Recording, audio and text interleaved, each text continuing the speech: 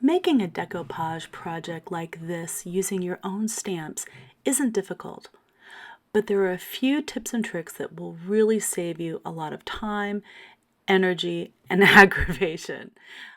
Hi, this is Denise with PaperKraftD, and I'm here today to share with you what I learned through this whole process and what I wish I had known before I started on this project. Okay, so to do this decoupage technique on the glasses case, I used some white tissue paper, and there's nothing magical about this particular tissue paper that I used. I mean, I just got this one at the dollar store. Mine is the 99-cent only store, is the closest to me, and that's where I purchased this.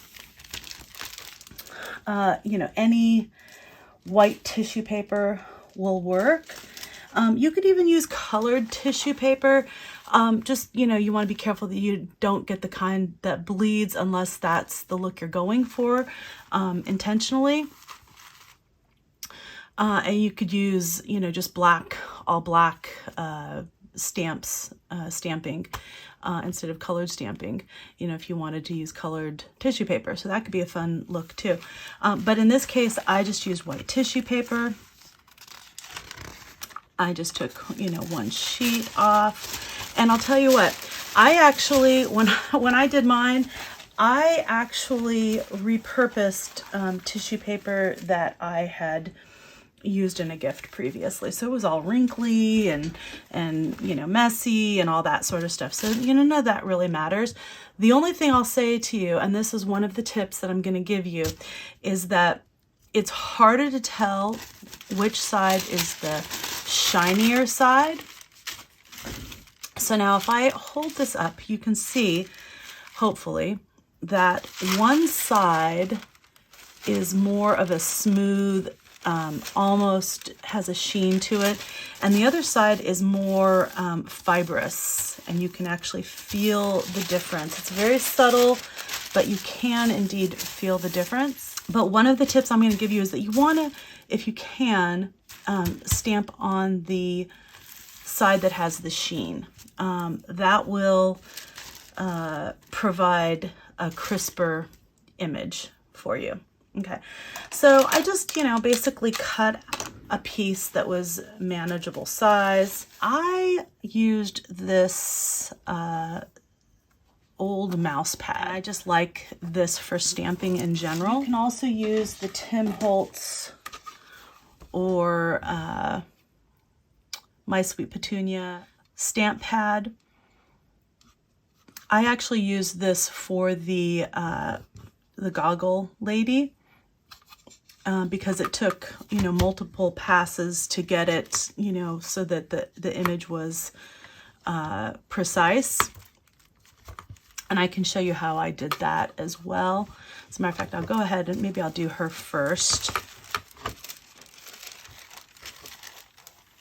But I found that, you know, the first time I did it, I loaded this thing up with stamps, and then I did that. And none of the other stamps came out crisp. So I would recommend only doing one stamp at a time, really, on this. It didn't turn out quite as good as I had hoped it would. So, for example, I just took this, used my little magnets, and I've got the shiny side up. I found that the positioning of the magnets is a little tricky. There's just like a little lip here, so you've got to make sure you don't get where that lip is. Okay, and I am using this side for clear stamps.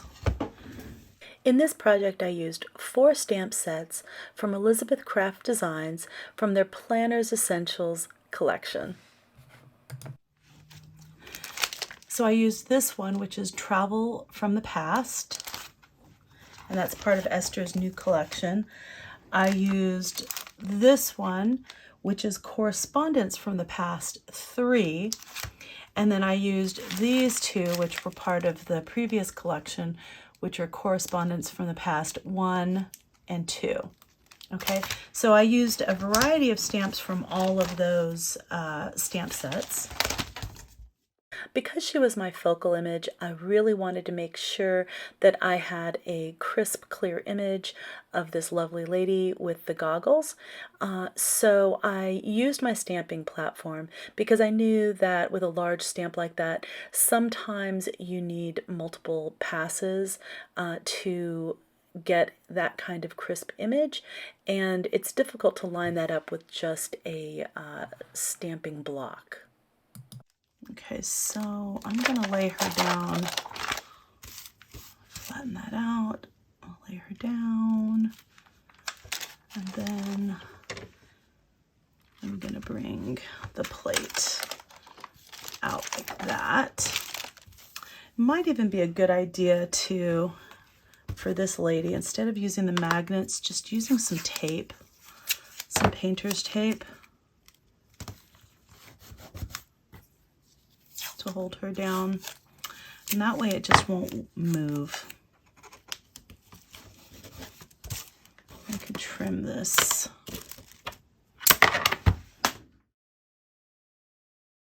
Doing this, I don't normally do this on this stamping platform, but I am doing it this time just because this is such a thin paper, and it's easy for it to get messed up. All right, I'm just gonna do, the less this moves, the better.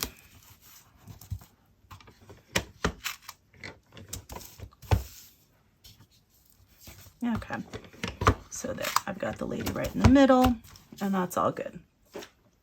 And that might be overkill, but because I'm going to be adhering these stamped images to my surface using a water-based product, matte medium in this case, I need a solvent-based ink that will not run and that's waterproof. So I'm using a combination of archival inks and StazOn. I really like all the colors that you can get in the archival inks, especially in the smaller cubes, which are easier to store. But I really preferred the performance of the StazOn ink. The level of detail that you could get was superior, and it was much more consistently waterproof. So I do, in general, prefer the StazOn for decoupage if you have a lot of colors that you like. But the archival, for the most part, was really good too. The reds, for some reason, weren't quite as reliable as the other colors, but the I love this archival blue. This is the cobalt. So I just took my stamp pad and just brought it to the stamp, inked it up really, really well, as good as I could.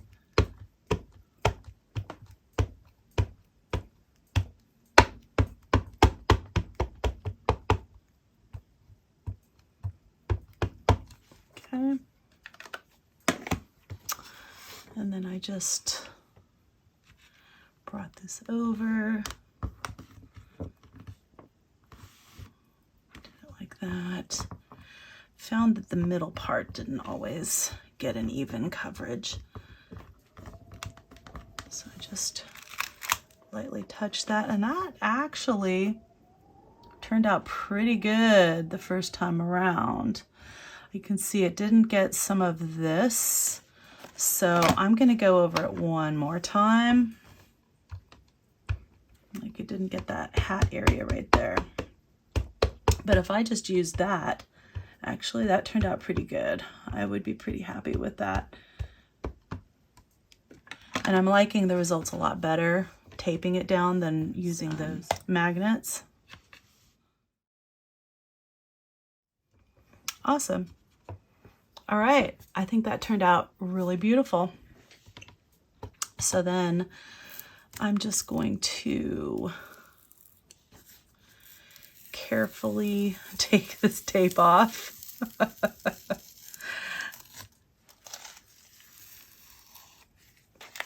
All right, yeah, super happy with the way that one turned out. Now you are going to get some transfer. I forgot that I had actually put a piece of paper under this and under my other stamping when I did that, just because, you know, you do get some transfer. I use this Stays On cleaner, and this works both for the Stays On and for the archival inks. And I'm just going to use paper towel, clean it off, and you can see that just takes it right off. So that works pretty good.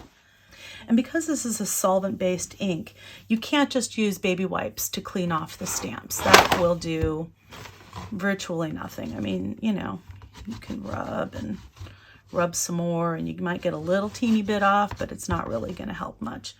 So what I like is I use, like I said, the Stays On cleaner.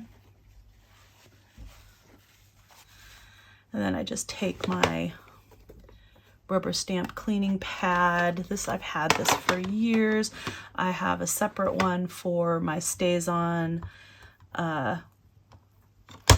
cleaning my Stays On stamps, and I have a separate one for just water-based inks. I don't use the water-based ink one hardly ever, just because the baby wipes work so well on water-based inks when you're cleaning a stamp. But, you know, just do a little rubbing, and I'm doing more than you really need to do. Clean this off a little bit. And I do the same thing on this. I clean the stamp off with the baby wipe after I've cleaned it with the Stays On cleaner. And that just gets, you know, the stamp is going to be discolored after you've used archival inks or Stays On, but that's just the nature of the beast. So, you know, you can't do a project like this and expect your stamps to be pristine afterwards. They're just not ever going to be again. But who wants pristine stamps? We want to use our stamps, right? Okay, so yeah, I did that for that one. But for the most part, I just used, like I said, my mouse pad. So I'm just tearing down a piece of paper to size so that when I stamp through the tissue paper, the ink doesn't transfer to my mouse pad. It's just kind of like a blotter. I'm just going to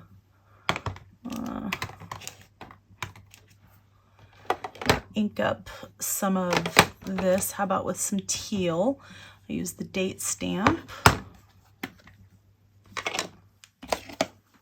I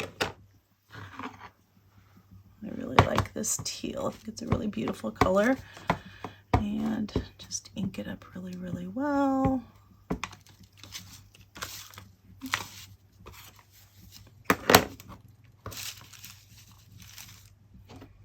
Perfect. I'm going to keep it open. And when I did these, I tried to maximize my space. So I do one, and then I do multiple in one pass.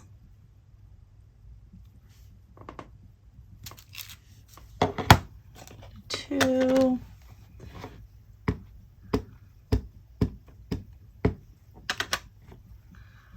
I do 3. I do 4. And for most of the inks that I used, they worked out just great on this. However, some of the inks as they dried, they'd wick. Now they wick more on the not shiny side. So that's why I prefer stamping on the shiny side. So what I do, if I found that one of my inks was wicking more than others, I just take my heat gun and do a quick pass over it, and you don't need more than a second or two. I'll show you.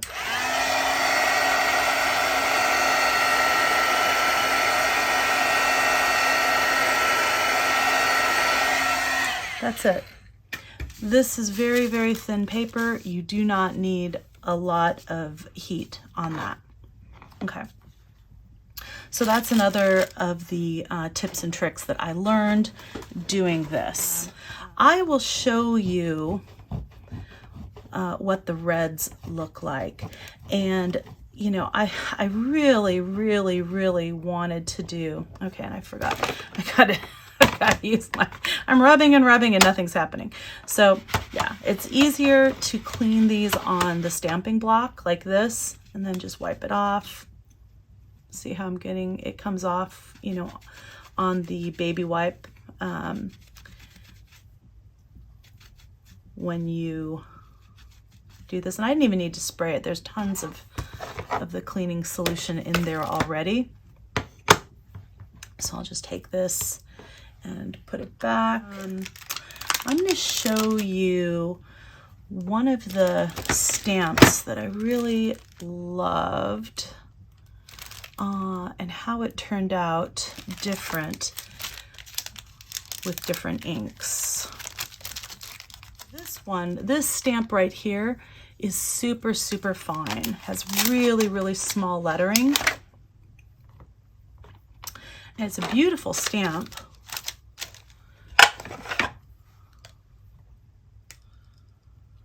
But I found that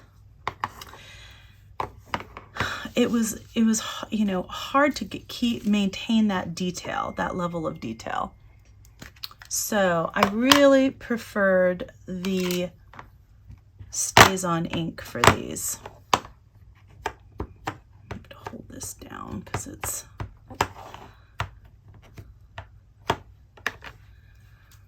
right. And for these, you can see, oh, look at that detail on that. You can see the level of detail that you get with the Stays On. The Stays On just turns out great. And you don't need to use the heat tool with the Stays On. I didn't find I needed to ever use the heat tool with the Stays On. All right, and I just would do, the one thing you do have to be careful of with the Stays On, what I did notice, is that it will lift the paper up. So you do have to kind of hold the paper down a little bit more. It does stick to the paper a little bit more. So I just kind of hold it down.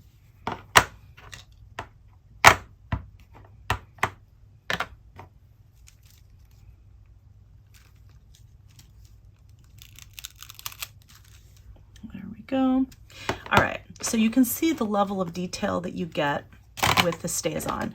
It is stunning, absolutely stunning, really beautiful on this thin paper. I mean, you know, when you're doing it on a thicker paper, you're not going to have the same, some of the same issues you will get when you're stamping on tissue paper.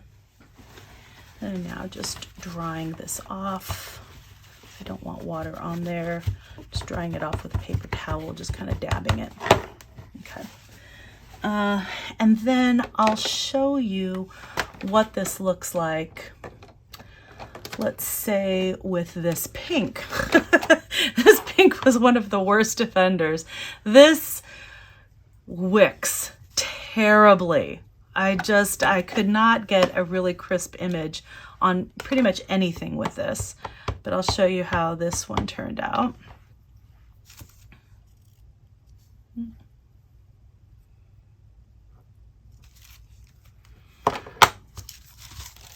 See the difference there? I mean, it's just, I don't know if it's just really juicy or because it's a red or whatever, but this one's, it's not, it's just thicker lines to start off with. So yeah, even if you hit that with the heat tool, it's not necessarily going to work really, really well. Maybe second generation stamping might look a little bit better. I'll try it.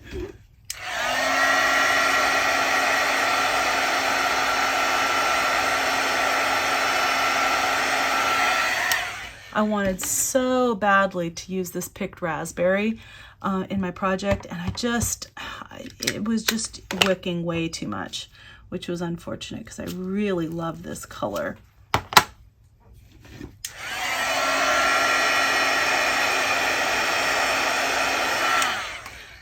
So, you know, you kind of get the idea, but it's not really a nice, crisp, clear image.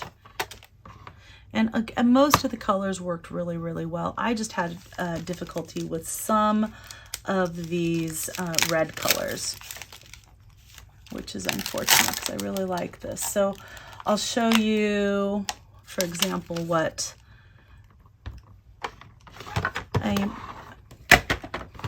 now, I didn't discover this heating tool thing until after I had done most of the project. I had done most of it, so I kind of gave up on some of the reds. So let's try it with this picked raspberry on this larger stamp and see if we can, you know, if we hit it with the heat tool right away, if it'll work. So I've got my heat tool ready right here. I'm putting it down.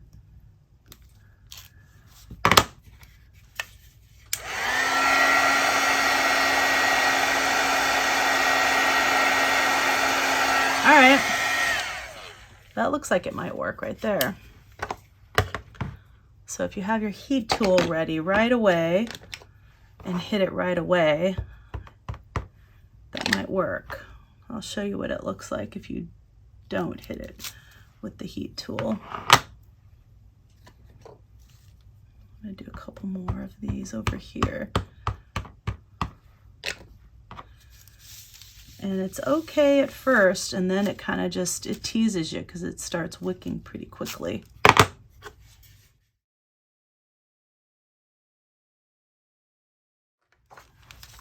So you can see the difference here. So this is the one where I hit it with the heat tool right away. And this is the one where I didn't hit it with the heat tool at all. And you can see the difference, that this, you know, is a much crisper, clearer image, whereas this one, you can see as it's drying, it's just really wicking. So then I hit these also with the heat tool. And it doesn't take a lot. I mean, it doesn't take much of the heat tool, but just, you know, to dry it real quick, you know, you get a much crisper, clearer line. So yeah, I wish I had discovered that sooner. So, you know, learn from my mistakes. That's, you know, that's kind of the point of some of these, you know, videos, is that you can learn from other people's mistakes, and then, you know, it saves you a little bit of time and energy and headache. But yeah, the picked raspberry I found was the absolute worst offender. That one was just kind of crazy in terms of the wicking. It really did a crazy amount of wicking. I really loved this big rush stamp that I used on the back. And this is from Correspondence from the Past 3. This is in Esther's new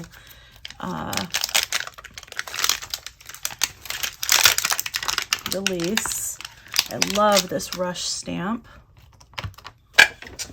So let's see, I need my bigger stamping block for this one. And on that one, I used the barn door, and I did not, oh, you see, you can see this one's even, it's even wicking even more as we go, as we talk.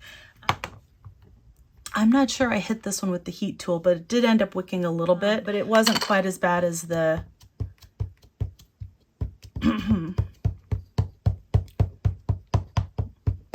it's the picked raspberry. The picked raspberry was the worst. But I love this color. Oh my gosh, this barn door is just fabulous. And again, you know, I'm sure the picked raspberry is perfectly fine if you're not doing it on tissue paper.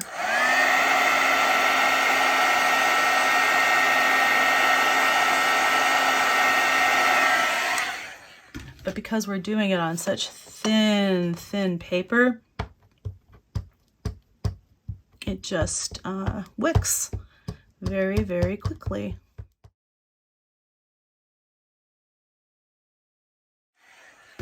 But there are a few things that you can do to minimize the wicking. And it took me a while to realize that there was a shiny side and a not shiny side to this tissue paper, and that there's a lot less wicking on the shiny side as opposed to the non-shiny side.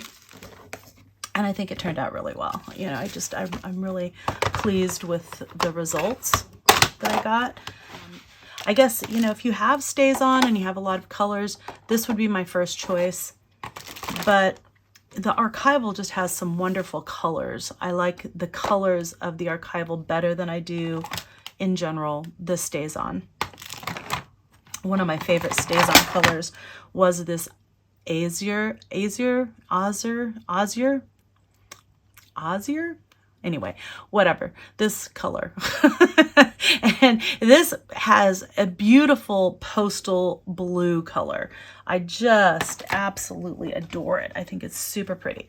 But you know, the other thing about the archival is that they come in these minis, which are fabulous because then you get a bunch of colors for a very reasonable price, and they're much easier to store than the larger ink pads. And I know the StazOn come in the smaller size, but I'll tell you what, I've had these pads for years, probably 15 years, and they're still, you know, in great shape.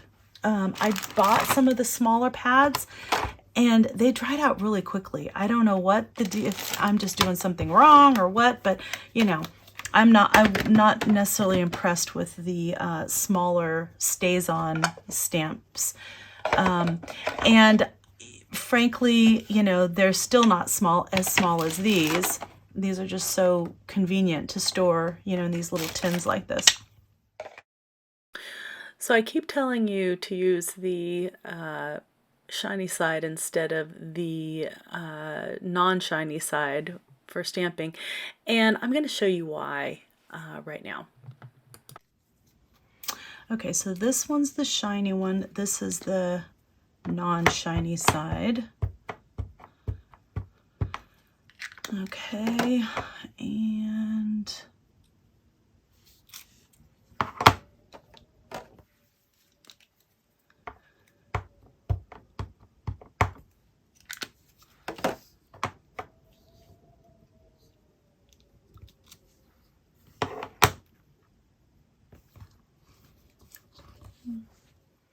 gotta let that start drying a little bit.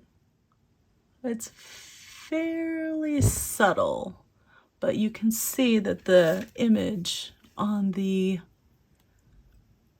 shiny one is just a little bit crisper than this one. You can see this one wicks just a little bit more.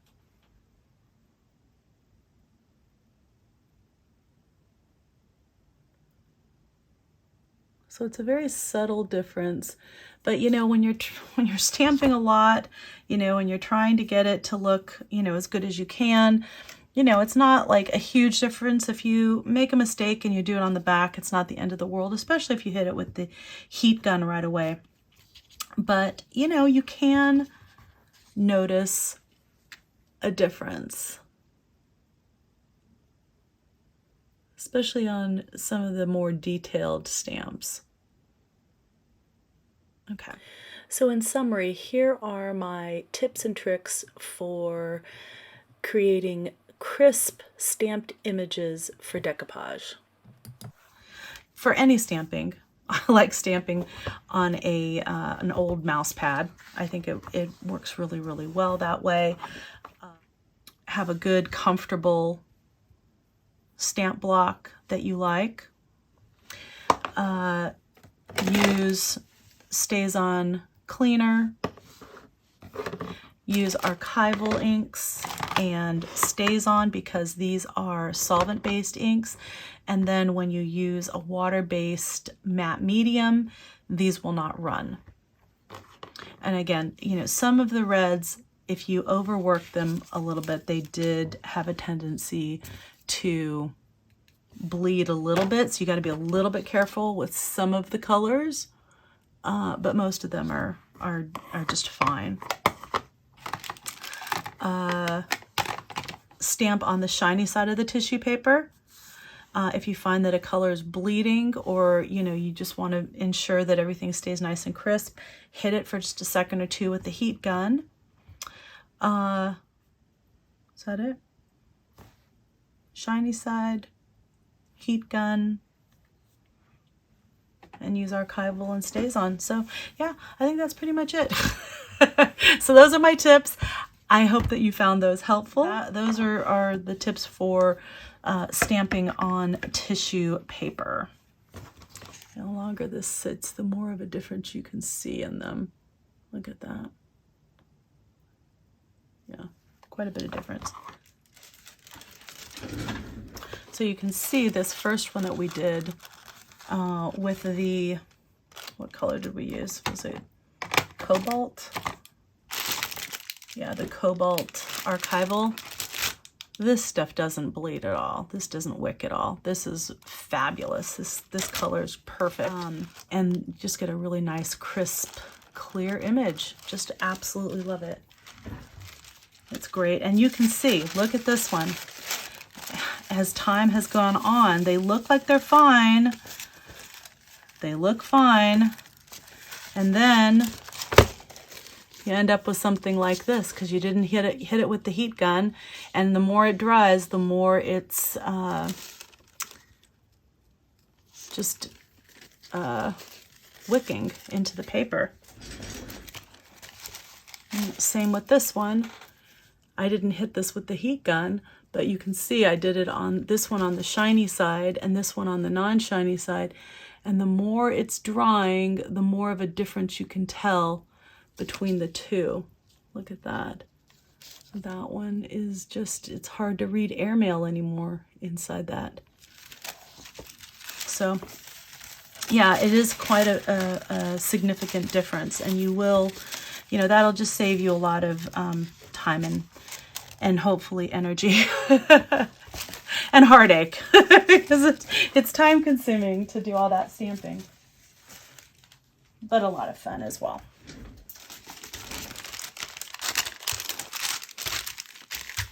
So I just put all of my stamped images, you know, I didn't cut them apart or anything. I just put them in here just like this. And you can see I stamped a lot more than what I actually used for this project. I did multiples of each color and various things. And the cool thing about this is that, you know, I can use this for other projects in the future, not just this. So yeah, I'm super excited about that. So if you missed the process video where I show how I decoupaged these stamp images onto this eyeglass case, check it out. I'll have a link right here and in the description box below. It was a really fun and pretty easy project. Once I kind of worked through some of the challenges of working with a very thin tissue paper. And I hope that, you know, this saves you time and effort and frustration in your future projects where if you use this kind of technique and this kind of decoupage, I think it has a lot of potential and a lot of applications. I can see it being used for home decor. I can see it being used for storage in your craft room. I can see it being used on, you know, just all sorts of different kinds of surfaces to personalize them. Basically, you can alter just about anything. And let's not forget about our art journals and our junk journals. This technique would be great for adding dimension and interest on a page. and you know, you can use any stamps that you want. Doesn't have to be these particular stamps, but I really like the way this one turned out, and I am really excited to get to use this. Check out my final video in this series where I'm going to show you how I am going to seal this eyeglasses case so that it is durable and I can use it on a daily basis without destroying the artwork that we've worked so hard on in this. Thank you so much for joining me today. If you like this content, please give me a thumbs up, leave me a question in the description box below or a comment. And if you like this kind of content, I encourage you to subscribe to my channel. Again, this is Denise with PaperKraftD, and craft on.